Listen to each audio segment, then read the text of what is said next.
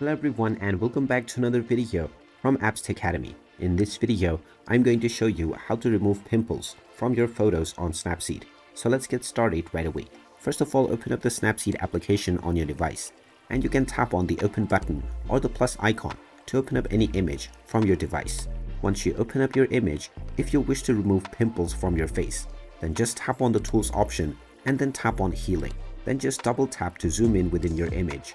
And now, just tap on your pimple areas and they will be removed in real time from your photos in front of your very own eyes.